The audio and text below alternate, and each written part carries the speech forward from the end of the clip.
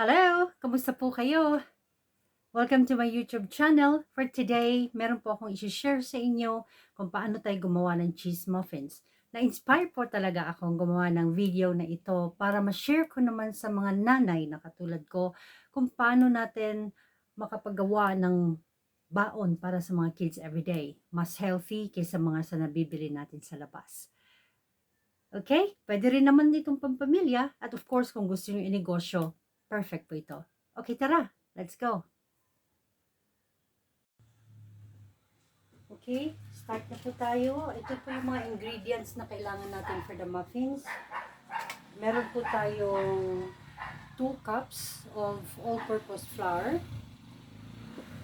Meron tayong 2 eggs. And meron tayong a cup of grated cheese.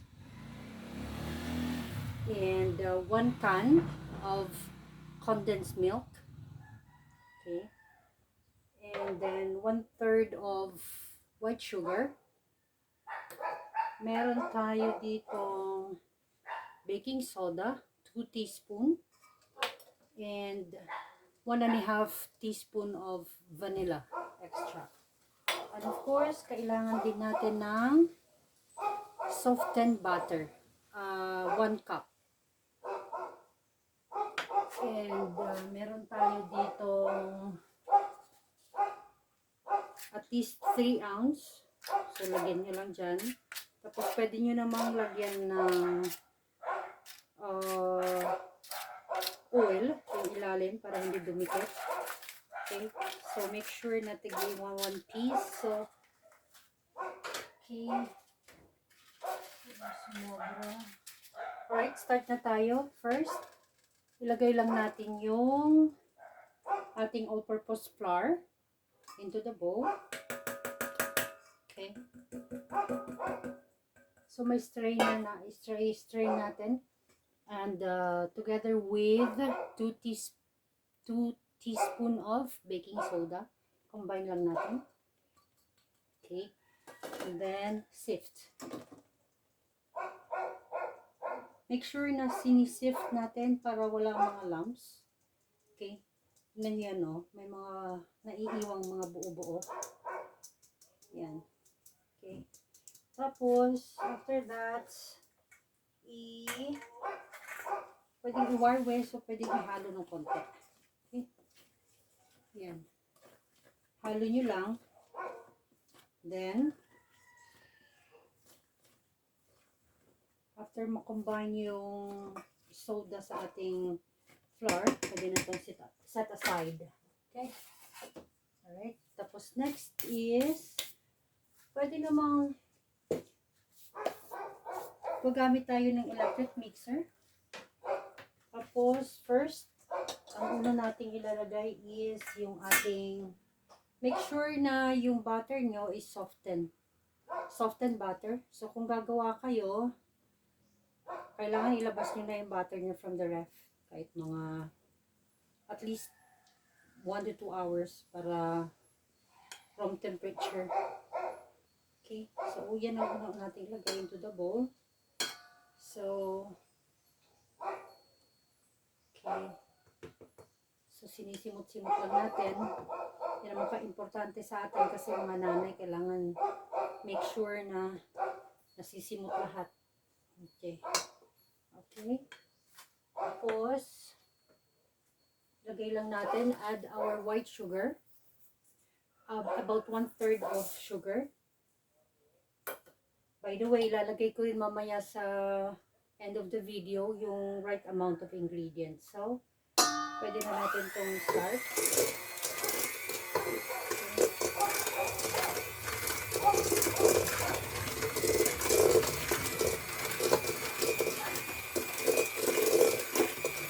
Well, combine lang natin yung sugar sa butter. Tapos, using the spatula, pwede mo rin para walang yan, i-combine mo lang.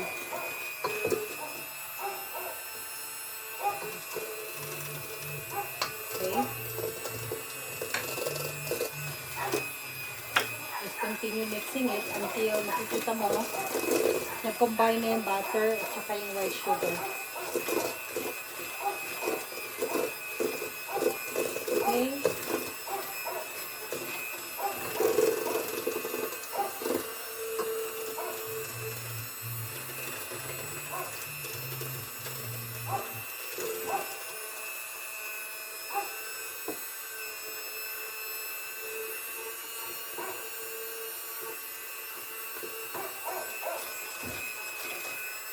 If you have a stand mixer, you can use the paddle attachment for this. Next is we will add eggs, but remember just one at a time. Okay? So ihuhulog ko lang muna yung isa. Okay? And then mix.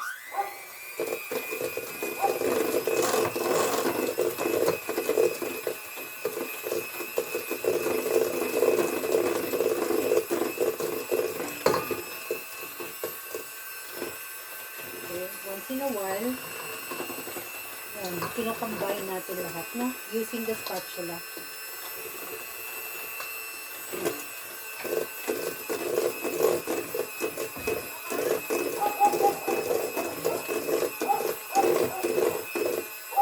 Okay, then, another egg. Okay.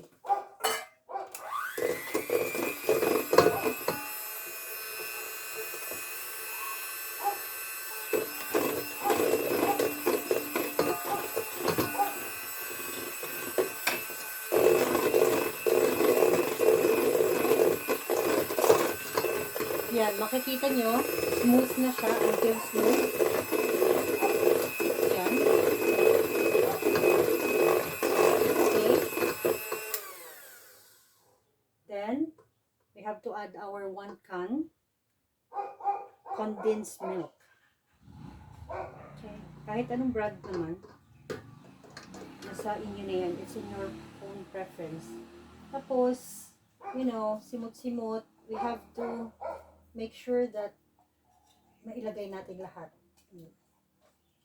Alam mo naman ang mga katulad kong nanay, kailangan masinop tayo and make sure na yan, walang nasasayang. Okay? Okay, combine it. Tapos, then,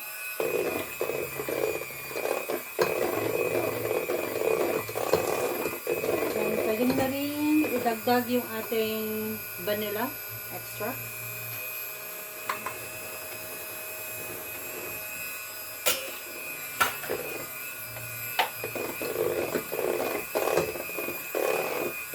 Make sure that well combined, well mixed, and again, yung pagsimot, you have to always scrape the side. Yan, para lahat mahalo.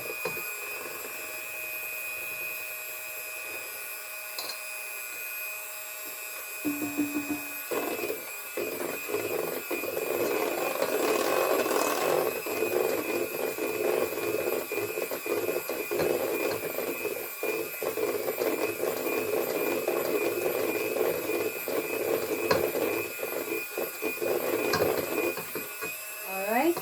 Pag nakikita nyo ng smooth na siya, well combined na yung lahat ng ingredients, then you can stop your mixer. Okay? So, kunting simot-simot. Yeah. Okay? Then, pwede na natin itong set aside. Okay, ang ating mixer.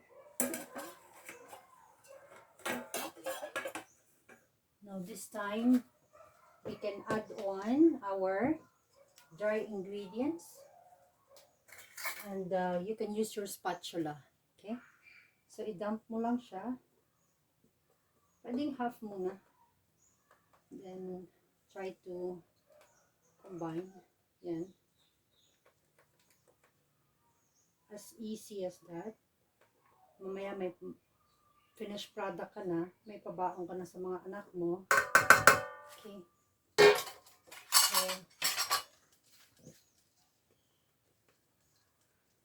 yan. Just mix it together.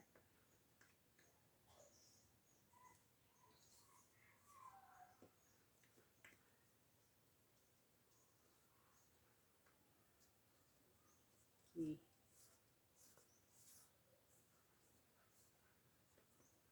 Mixed. Okay. Ganito tayo mga nanay, matyaga. Para may pambaon tayo sa mga kids. Kasi yan lang naman ang pwede nating, lalo na ako, I'm also a working mom. So, pag may time lang ako, pag may vacant hours, so, kaagad gumagawa ako ng pambaon. If there's no traces of flour, so, tama na po yung pag-mixed. Kasi pag na-overmix naman po natin, well, titigas naman po yung ating muffins. Then, I have here a cup of grated cheese. You will put at least 3/4 of this. Huwag lahat kasi mag-iiwan tayo ng at least 1/4 para sa toppings naman natin mamaya. Okay, so at least 3/4. Tapos mixed. Let's make sure na incorporate lahat ng ating ingredients. Yan. Okay. Yun. So, okay. Yun. Okay, tama-tama. This is almost done. Okay. There. So, okay, do not overmix. So, okay na tayo dyan. So, igilid lang natin itong mga ibang gamit natin. So, I have here yung, kung may scooper kayo, ako kasi ito lang yung meron ako, pero pwede na rin naman. So, here, ready lang natin yung ating mga cupcakes liner. At least 3 ounce po itong ginagamit ko. So, makakagawa ito at least 3, 6, 9, 12, 15, mga 18. Hindi ko kasi masyadong para gusto ko kasi medyo puno yung cupcake liner ko para pagluto na si muffins, medyo may umbok. So, hindi ko, kita mo may bakante yung ating cupcake holes. So, ganito lang yan. So, kung may scooper, scoop, ako magamit lang ako ng ganito. Tapos, tutulak ko lang ganyan. Nakikita ba? Sandali. Okay. Lipat ko. Yan. Malapit-lapit sa para makita nyo. Okay. So, ginagawa ko ganyan lang siya. So, tapos okay. Yan. Madali lang naman to. Hindi naman mahirap. Pero tsaga lang. Okay. So, ayan.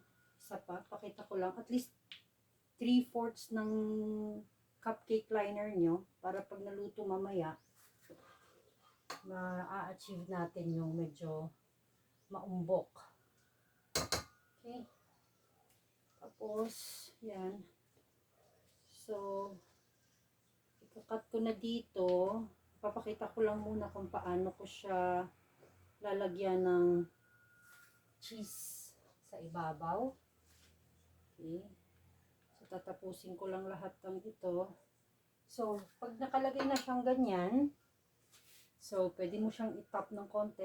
Minsan lang. Then, you can put cheese sa ibabaw. Yan lang. Kunti lang. Para may kaunting magugustuhan ng mga bata kasi pag nakikita nilang yan, may konting cheese sa ibabaw. So, tatapusin ko lang lahat ito, tapos papakita ko sa inyo, and this will go to 180 degrees mamaya sa oven. Of course, i-preheat po natin yung oven natin about 10 to 15 minutes. So, nasa 180 lang tayo, and we will bake it for 20 to 25 minutes. Okay? So, tapusin ko lang. Pakita ko rin sa inyo bago ko isalang. Okay, so after malagay ko na lahat sa cupcake muffins natin, liner natin. Okay, so konting linis lang yung gilid. Tapos, pwede na nating bubud ulit yung mga natirang cheese kanina. Yan. Okay, habang ginagawa ko to, i-preheat ko na yung oven. So, i-preheat natin ang oven for 10 to 15 minutes. And this will go for 350 or 180. Okay? So, bubud lang yung cheese sa taas. Cheese. Ayan, more cheese. Ayan, more cheese, the yummier. Ayan. Okay, so tamang-tama pag natapos na natin to, mainit-init na yung oven natin. Salang lang po natin yon for 350 to 20 to 25 minutes. Okay. Alright, this is almost done. Perfect. Okay, konting simot. Konting cheese, yun. Okay. Perfect. So, ito, medyo cleanish lang natin ng konti. So, ready na ito. Isasalang ko po ito for 20 to 25 minutes. Tapos, babalikan ko po kayo. Papakita po natin yung finished product.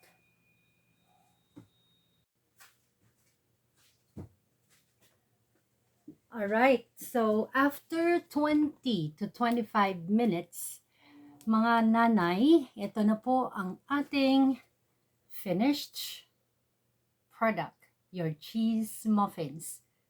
Tingnan nyo po kung gaano kaumbok po yan. Yan, perfect. Okay, so, artists, so sana gumawa na kayo. And this is perfect po sa mga baon ng mga kids. Tikman po natin. Okay, pili tayo dito. Alright, tingnan nyo po. Pakita ko lang po. Yan o. Pag binuksan nyo po, yan. Buong buo po yan. Perfect. Lutong-luto hanggang sa ilalim. Yan po. Yan. Yun. And then, tikman po natin. Oh, mainit-init pa ito pero gusto ko na siyang tikman.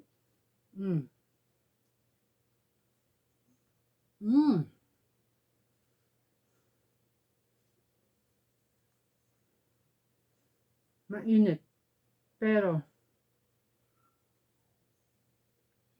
this is perfect. I'm sure magugustuhan ng mga kids nyo. Gumawa na po kayo. Napakadali po ng procedure. May pambaon na po kayo sa kids nyo. Pwede nyo rin naman po itong pang negosyo kung gusto po ninyo. Pang regalo sa mga kaibigan. Wow, this is very happy tummy. Gawa na po kayo. Okay? Thank you for watching. If you like my video, alright, yes, so I hope it helps para sa mga nanay na tulad ko na gustong magpabaon ng mas nutritious para sa mga anak nila. Okay? I'll see you in my next video. Bye!